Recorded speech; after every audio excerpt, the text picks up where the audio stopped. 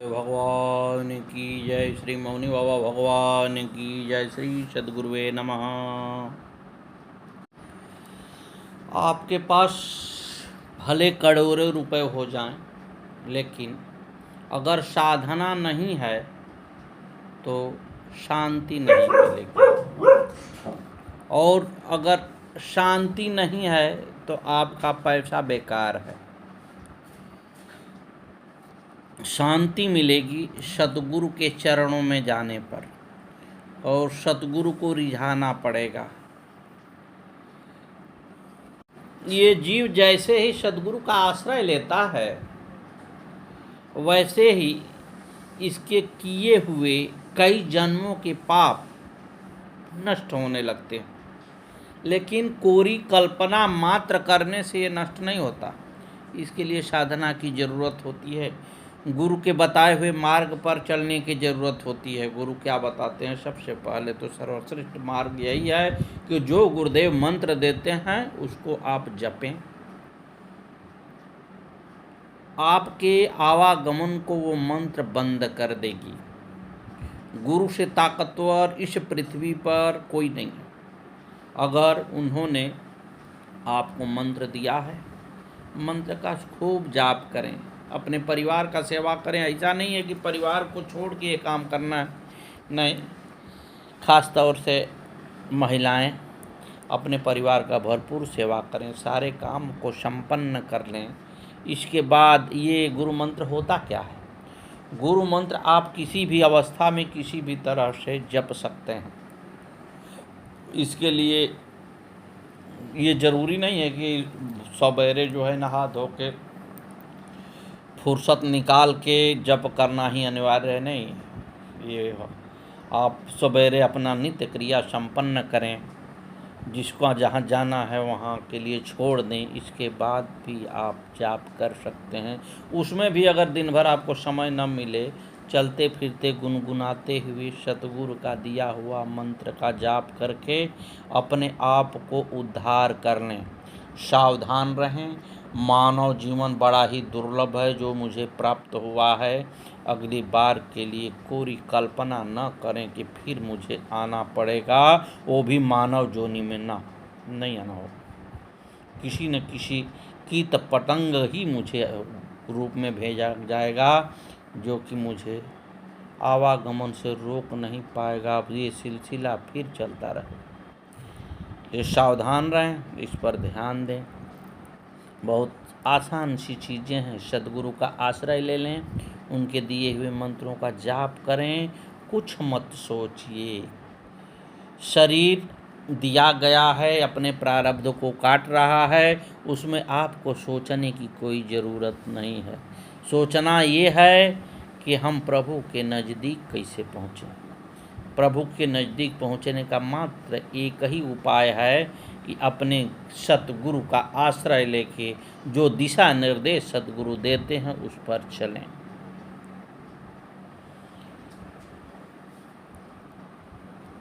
यकीन मानिए, आपकी सारी बिगड़ी नाम जप बना देगा, लेकिन उसके लिए साधना की ज़रूरत होती है।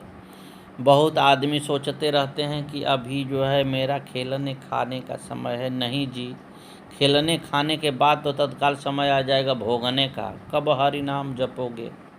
आज से तत्पर हो जाओ। जितनी बुराइयां हैं, गलत कार्य हैं, उसको त्याग दीजिए। अन्यथा जब डंडा लगता है ना, तो प्राणी कहीं का नहीं रहता। इसलिए बुराइयों पर न चलें, उसको त्यागें, धर्म का आश्रय लें, धर्म के धूरी पर नाचें, तभी सफलता मिलेगी। सद्गुरुदेव भगवान की जय। आइए कथा की ओर बढ़ते हैं। कान्ते यद्मति प्रयं कृत्वां कन्यैवन् त्वं भविष्यसि विष्णुस्व च वरं भीरुयं त्वमीक्षसि भामिनी। पराशर कहने लगे, हे प्रिय, आज मुझे प्रसन्न करके तुम कन्या ही नहीं बनी रहोगी। हे भामिनी, हे भीरु, तुम जो वर चाहती हो उसे मांग लो। सत्यवती बोली, हे मानद, आप ऐसा वरदान दो कि इसे माता पिता न जान पाएं, मेरा कन्या व्रत भंग न हो जो पुत्र हो वो आपके ही समान ओजस्वी हो और मेरी यह सुगंध और मेरी यौवन नित नवीन बनी रहे। पराशर जी कहने लगे, हे सुंदरी, इस प्रसंग को कोई नहीं जान पाएगा। तुम्हारा कन्या व्रत भी भंग नहीं होगा और तुम्हारा पुत्र विष्णु अंशावतार, वेदों के विभाग करने वाला, पुराणों का रचयिता और तीनों लोकों में प्रसिद्ध होगा। सूत जी कहने लगे, निषाद कन्या से ऐसा कहकर के पराशर ऋषि ने उसके साथ संसर्ग किया और फिर यमुना में स्नान कर चल गए। इसके बाद से सत्यवती ने एक सुंदर पुत्र का जन्म दिया। पैदा होते ही श्रेष्ठ बालक माता से कहने लगा, हे माता, अब आप जहाँ चाहें चली जाओ, मैं तपस्या करने वन में जा रहा हूँ। जब कोई उत्तम कार्य आ पड़े तो मुझे स्मरण कीजिएगा, मैं तुरंत आपके पास उपस्थित हो जाऊँगा। अब आप चिंता छोड़कर सुख से रहिए। सत्यवती ने उस बालक को दीप में जन्म दिया, इसलिए वह बालक द्वैपायन नाम से विख्यात हुआ। भगवान के अंशावतार होने के कारण वह बालक उत्पन्न होते ही शीघ्रता से बड़ा हो गया और अनेक तीर्थों में स्नान करता हुआ तपस्या करने चला गया। इस प्रकार पराशर मुनि के द्वारा सत्यवती के गर्भ से द्वैपायन उत्पन्न हुए। उन्होंने कलयुग को आया जानकर वेद के भाग कर वेदों का विस्तार किया। इसी कारण उनका नाम व्यास पड़ा। उन्होंने ही विभिन्न पुराण संहिताओं का श्रेष्ठ महाभारत की रचना की थी। उन्होंने वेदों के भाग को अपने शिष्य सुमंतु, जैमिनी, पौल, वैशंपायन, असित, देवल और अपने पुत्र सुखदेव जी को पढ़ाया। हे मुनियों, इस प्रकार मैंने आपको सत्यवती के द्वारा व्यास उत्पत्ति का यह व्याख्यान श्रवण कराया है। सद्गुरुदेव भगवान की जय। अब सुनिए शांतनु, गंगा, भीष्म तथा सत्यवती आख्यान। ऋषिगण कहने लगे, हे सूत जी, हे अनक, अब आप हमको यह बताने की कृपा करें कि व्यास जी की माता को, जो कुल तथा आचरण से हीन थी, महाराज शांतनु ने स्वयं उसका वर्ण कैसे किया था। हे महाभाग, आप हमें यह भी बताइए कि राजा शांतनु की पहली पत्नी कौन तथा वसु के अंश से भीष्म उनके पुत्र कैसे हुए थे। हे सूत जी, सत्यवती ने उस समय श्रेष्ठ पुत्र भीष्म को राजा क्यों नहीं बनाया। अमित तेजस्वी व्यास जी ने नियोग द्वारा 2 पुत्र क्यों उत्पन्न किए। क्यों यही वेदों का अनुमोदित शिष्टाचार है। सूत जी कहने लगे, हे ऋषियों, इक्ष्वाकु कुल में महाभीष नाम के सत्यवादी अश्वमेघ और अनेक वाजपेयी यज्ञ करके स्वर्ग के अधिकारी हो गए। एक बार राजा महाभीष ब्रह्मलोक गए। वहाँ प्रजापति की सेवा में सभी देवता आए थे। उस स्थान पर देव नदी में गंगा जी भी उपस्थित थी। उसी समय तीव्र पवन से उनका वस्त्र उड़ गया और देवता तो नीचे मुँह करके खड़े रहे, परंतु महाभीषक गंगा की तरफ और गंगा नदी भी राजा की तरफ देखती रही। इन दोनों को इस प्रकार मुग्ध देखकर ब्रह्मा जी ने शाप दे दिया कि तुम दोनों मृत्युलोक में जाकर जन्म लो और फिर अधिक पुण्य अर्जन करके पुनः स्वर्गलोक में आओ। सूत जी आगे कहने लगे, एक बार अष्टवसुओं में प्रमुख वसु द्यो अपनी पत्नी नंदिनी के साथ व शेष 7 वसु भी अपनी पत्नी के साथ महर्षि वशिष्ठ के आश्रम में गए और वहाँ पर नंदिनी गाय को अलौकिक जानकर द्यो नाम के वसु ने पृथु आदि वसुओं के साथ आश्रम में नंदिनी का अपहरण कर लिया। पीछे वशिष्ठ जी ने यह समाचार सुना तो उन्होंने क्रोध करके शाप दिया कि वसु होकर भी तुम मानवों की तरह काम कर रहे हो, जाओ तुम मानव योनि में जन्म लोगे। सद्गुरुदेव भगवान की। जब वसुओं को शाप की बात ज्ञात हुई तो वशिष्ठ जी की शरण में जाकर विनती करके क्षमा मांगी। तब वशिष्ठ जी ने कहा, तुमने से 7 वसु तो 1-1 वर्ष के अंतराल में शाप से मुक्त हो जाएंगे, लेकिन नंदिनी के अपहरण का मुख्य आरोपी द्यो मनुष्य शरीर में पृथ्वी पर बहुत दिन तक रहेगा। शापित वसुओं ने शापित गंगा जी से कहा, आप ही हम पर कृपा कर पृथ्वी पर शांतनु नाम के राजर्षि को अपना पति बनाकर हमको जन्म दें और हमें जन्म लेते ही क्रमशः जल में फेंकती जाएं। गंगा जी ने उनसे तथास्तु कह दिया। उस समय शापित महाभीष ने राजा प्रदीप के पुत्र शांतनु के रूप में जन्म लिया। एक दिन महाराज प्रदीप सूर्य की आराधना कर रहे थे। उसी समय जल से निकलकर एक सुंदर स्त्री उनकी दाहिनी जांघ पर विराजमान हो गई। राजा ने उनसे पूछा कि तुम मेरे पास किस कामना से आई हो? मैंने किसी स्त्री को काम भावना से स्वीकार नहीं करता हूँ। समय आने पर तुम मेरी पुत्र वधू का स्थान पा सकती हो। इस पर वह तथास्तु कहकर चली गई। समय बीतने पर पुत्र के युवा होने पर राजा प्रदीप ने वन में जाने से पूर्व शांतनु को पूरा वृत्तांत सुना दिया और कहा कि तुमको वह सुंदरी वन में मिले और अपनी अभिलाषा प्रकट करे तो उसे बिना कोई प्रश्न पूछे स्वीकार कर लेना, यह मेरी आज्ञा है। महाराज प्रदीप के वन में जाने के बाद महाराज शांतनु शासन करने लगे। एक दिन गंगा के किनारे एक वन में विचरण करते हुए उन्होंने एक सुंदर स्त्री के आभूषणों से सजी हुई देखा। उसे देखकर तथा पिता की आज्ञा जानकर राजा उस पर मोहित हो गया। वह स्त्री भी राजा पर मोहित हो गई और राजा से कहा, मैं आपको पति रूप में स्वीकार करती हूँ, परंतु मेरी एक शर्त है। यच्च कुर्यामहंकार्यं शुभं वा यदि वा शुभं न विद्धेय त्वयां राजन वक्तव्यं तथा प्रियम। सुंदरी कहने लगी, हे राजन, मैं भला बुरा जो भी कार्य करूं आप मुझे मना नहीं करेंगे तथा न कोई अप्रिय बात ही कहेंगे। जिस समय आप मेरे इस वचन को नहीं मानेंगे उसी समय हे राजन मैं आपको त्याग कर चला जाऊंगी, उस जगह चली जाऊंगी। राजा शांतनु ने तथास्तु कह दिया। इस प्रकार मानव रूप धारण करने वाली गंगा महाराज की महारानी बनकर महल में पहुंचकर विहार करने लगी। अधिक समय आनंद से रहते हुए गंगा जी ने गर्भ धारण किया और यथा समय उस सुनयनी ने एक वसु को पुत्र के रूप में जन्म दिया और उसे तत्काल ही जल में फेंक दिया। कालांतर में उसने 3 दूसरे, तीसरे, चौथे, 5वें, 6वें, 7वें पुत्र को भी उसी प्रकार जल में फेंक दिया। 7 पुत्रों को मारे जाने पर राजा दुखी होकर सोचने लगा, क्या पृथ्वी पर मेरा वंश स्थिर नहीं रहेगा? इस पापिनी ने मेरे 7 पुत्रों को मार दिया। सूर्य जी कहने लगे, जब 8वां बालक पैदा हुआ तो राजा शांतनु ने गंगा के पैरों पर गिरकर कहने लगे, हे सुंदरी, मैं तुम्हारा दास हूँ, तुम इस पुत्र को जीवित ही मुझको दे दो। इसके बदले में जो भी मांगोगी मैं आपको दे दूंगा। अपुत्रस्य गति नास्ति स्वर्गे वेद विदो विदुः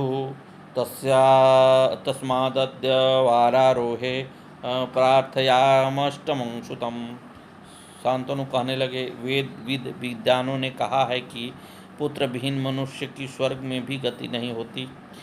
इसी कारण है सुंदरी, अब मैं इस 8वें पुत्र के लिए याचना करता। राजा द्वारा अन्याय बिना करने पर गंगा कहने लगी, हे राजन, तुमने अपना वचन तोड़ा है। हे राजन, मैं गंगा हूँ, देवताओं का कार्य करने आई थी।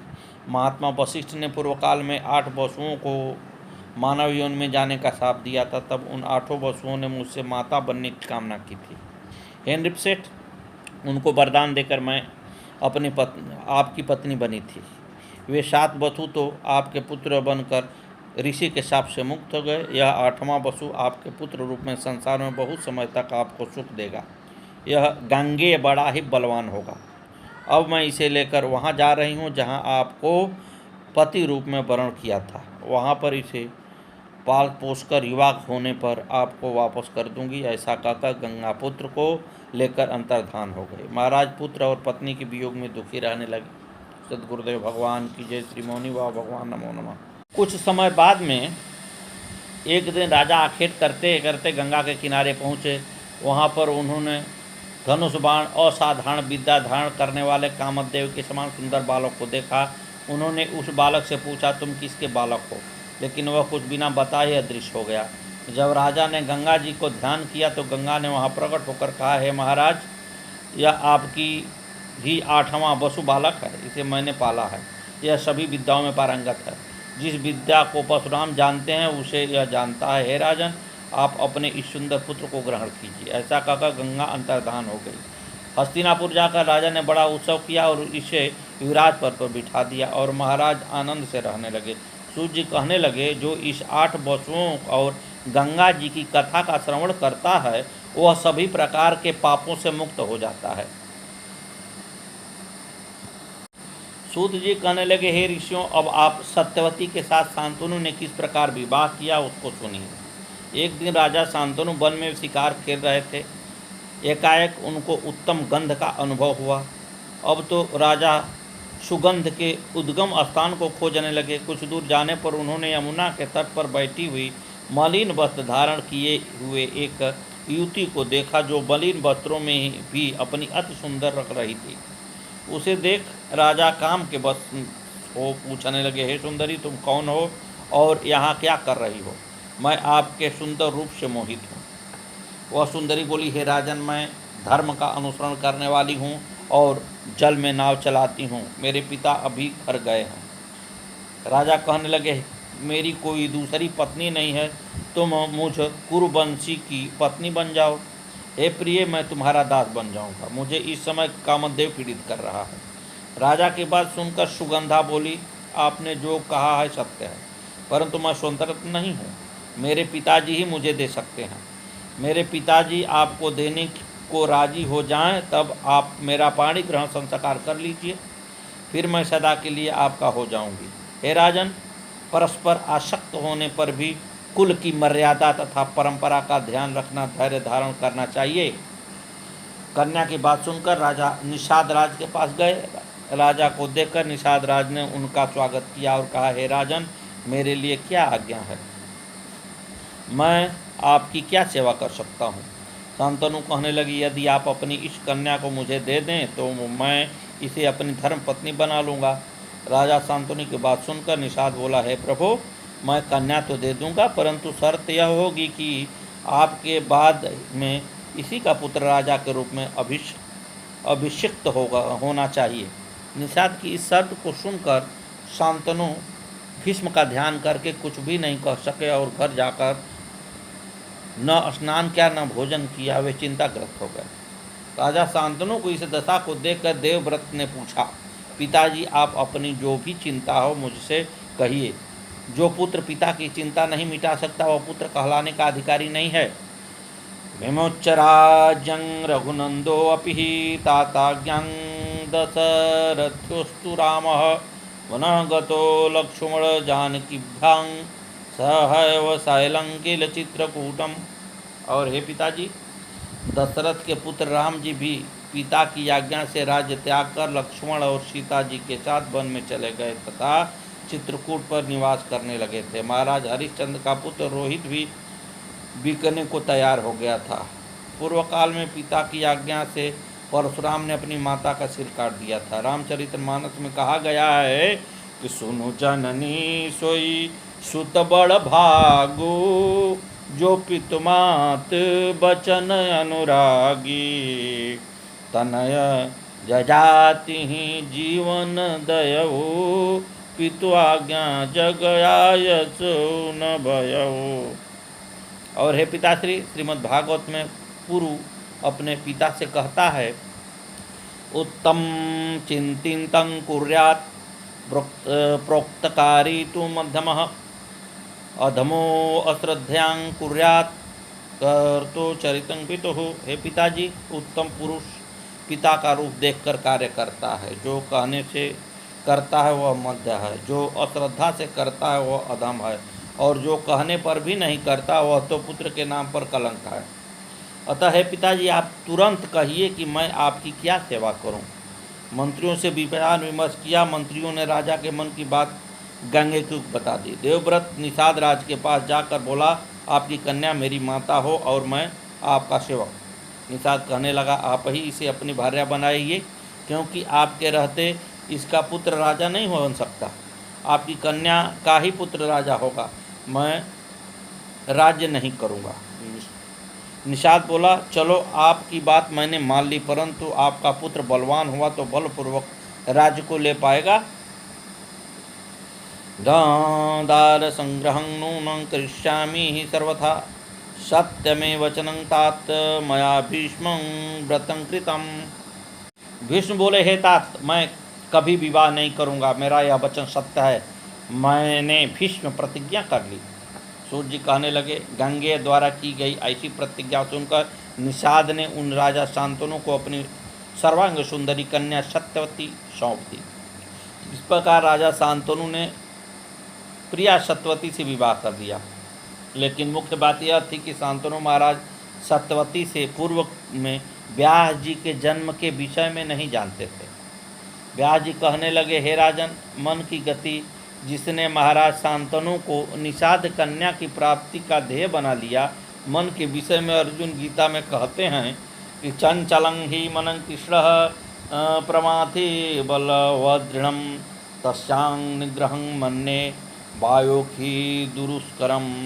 हे कृष्ण, चूँकि मन चंचल, अस्थिर, उत्शृंखल, हठीला तथा अत्यंत बलवान है, अतः मुझे इसे वश में करना वायु को वश में करने से भी कठिन है। मन के हारे हार है, मन के जीते जीत, पार ब्रह्म को पहिया मन की है प्रतीत। मन मतंग माने नहीं, जब तक खाता न खाए, जैसे विधवा स्त्री गर्भ रहे पछताए।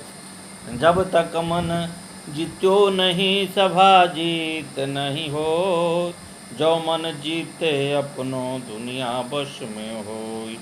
सद्गुरुदेव भगवान की जय। श्री मौनी बाबा भगवान नमो नमः। आगे की कथा कल।